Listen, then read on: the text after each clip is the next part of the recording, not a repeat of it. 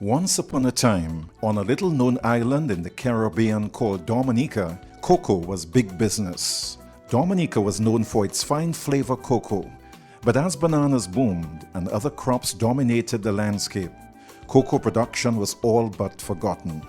And with the passage of Category 5 Hurricane Maria in 2017, almost all of what remained was seriously devastated.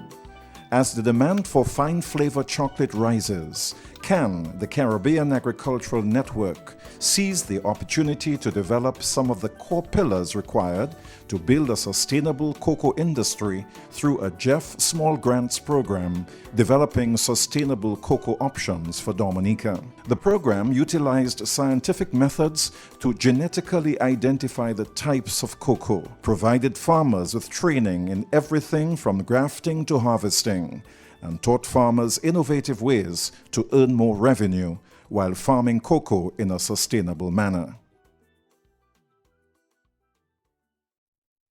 As the title suggests, developing sustainable options for cocoa production in Dominica. The whole idea was to relook a production system for cocoa and see what areas that needed to be improved and to develop. One of the crucial areas was in terms of our germplasm, right? What are the types of cocoa we have in Dominica, and specifically those with very good traits for chocolate making and for processing and so on. One of the first order of business was to try to identify those clones and to be definitive about them, and that involved collecting samples from across the country and have them analyzed and so on. What CAN has sought to do is approach it from a scientific standpoint where we can do that DNA fingerprinting to know exactly what it is we have, what are the constituents, what makes up what we call fine cocoa in Dominica. After collecting cocoa samples from around the island and using GPS to tag their locations, 60 samples were then sent to the Cocoa Research Center in Trinidad, where they were identified genetically through a DNA fingerprinting technique. At the Cocoa Research Center, we use a state-of-the-art detection system in order to genetically fingerprint the cocoa samples we obtain from Dominica. The samples from Dominica, we're extremely excited to see that over 50 of the 60 samples were completely unique, totally different from the 6,000 reference profiles.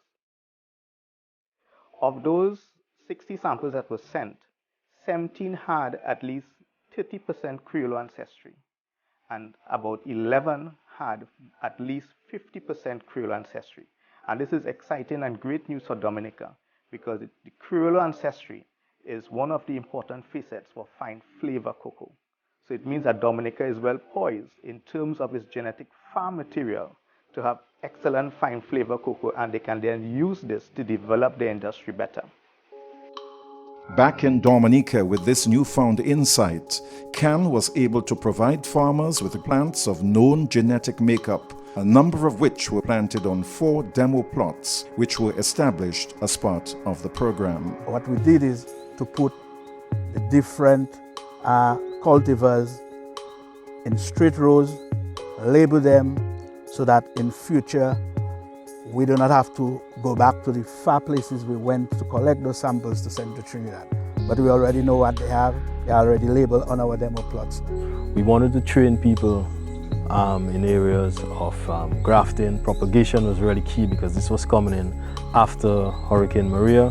We wanted to make sure that we build that capacity to produce plants so we could actually have more cocoa, and really set the foundation for building a sustainable cocoa sector in Dominica. Through the Jeff-funded program, CAN was able to provide 3,000 grafted plants, and as part of their farmers training school, farmers were trained in how and why to graft their trees. I took part as a facilitator in cocoa grafting and propagation. So we did from sowing the seeds, nursery management, pest and disease management, how to graft, how to select your graft, what varieties, what characteristics you're looking for. So I think we trained a total of maybe 60 persons combined. So I was training them in how to clone their plants. In grafting, you select a branch from a mature tree, thing that will determine the plant you'll get in the end. And for the rootstock, you choose the seed from the cocoa pod. So there's different parentage of cocoa, I would say. So there's the Forastero variety, which is known to be drought tolerant and more disease resistant than Criollo. But Criollo is fine flavor, so Criollo will be the scion and Forastero will be the rootstock. So the scion is what you want for the fruit production, the pod to make the chocolate or the cocoa sticks.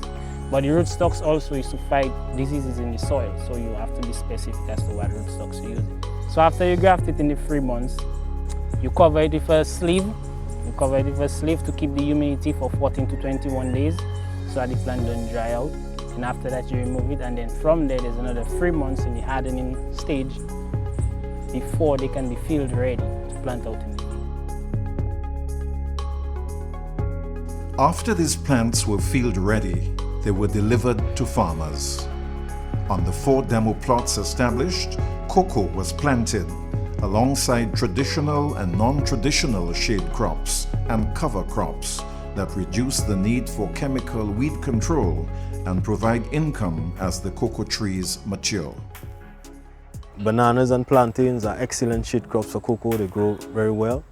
And we actually train farmers in doing micro-propagation, how to produce disease-free plants, right? That are, not affected by nematodes or borers and so on. And we're trying to promote that whole sustainable type of production where we rely less on agrochemicals, right? Over 180 persons were trained, 25% of which were women, as well as a number of youth. Well, we plant some bananas first, and then after those cocoa, we had really plant those cocoa, and then after we plant some more bananas because of the shading for them. First time I heard about the program, I was interested because I also wanted to start off with my personal farm too. I asked my mom about it, if they could run a demo plot on her farm, and I was pretty much interested. So we went ahead, and thereafter I pretty much took interest in everything what Can had to offer. When Lloyd and Mr. everyone come and check us, I decided, okay, I would like to plant a field of cocoa. I would like to plant the short crop that I can get a faster crop. So I decided Tanya and Dashin and cassava. That's what I like to plant in the cocoa. Number one, they show us how to plant the cocoa. Yeah, I learned how to harvest for sure. And I know I can harvest. It's a good industry. And cocoa have a lot of money. If you care cocoa, you have money. When you talk about carbon footprints, because our project was also a sustainable project, we also wanted people to be able to get certain types of services in close proximity to where they reside. When you brush cut, you use less chemicals, and less chemicals is always better. So. In addition to learning about cocoa planting and propagation, the project also taught about plant management, cocoa processing, and one additional income stream, bees. The scope of the training was practical beekeeping. From A, rearing bees, keeping bees, finding location, to Z, in extraction and everything, bottling and so on, labeling. Some of the materials the program handed over to the trainees was a box of bees, full of bees, and other beekeeping materials. The cocoa will take about between 1 year and 2 years to start growing and bearing for them. Beekeeping will also another source of income. They can get honey to extract to sell to sustain their family also. We need bees because why? Bees pollinate about probably 70 to 80% of our food income, like mangoes, avocados, turnips, even tomatoes and so on. So we need the bees to pollinate our food. No bees, no food on your table. Through Can's holistic and sustainable approach to cocoa production in Dominica, the hope is that Dominica can cash in on this growing industry. This project by CAN, we see it as an important initiative to begin to look at what we really have, what is the value of what we have, to document it, catalog it, and so that the country itself can benefit from this billion-dollar industry that is existing worldwide. Compared to bulk cocoa, which sells at up to $3,500 per metric ton, the International Cocoa Organization estimated in 2016 that fine flavor cocoa can sell at up to $10,000 per metric ton. The demand for fine flavor cocoa is increasing, right, all over the world. And I think it places Dominica with an advantage, being that we have that resource locally. Most of the cocoa available in Dominica is fine flavor, but we actually have some of the finest flavor that you could find anywhere in the world. What we try to do in that small project is to set the foundation and to begin to let people understand that cocoa, like every other crop, is science driven, and once we understand the science of the crop and we can train people, arm them, tool them with the necessary and appropriate knowledge, then we can begin to build a strong and vibrant cocoa industry. We do not want to be just carriers of water and hewers of wood. We would like to have a cocoa industry that is such that we can do the product transformation.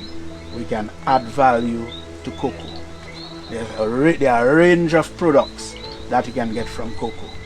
But before you even get to there, you must start with the basics. And what CAN has sought to do is to start with the basics.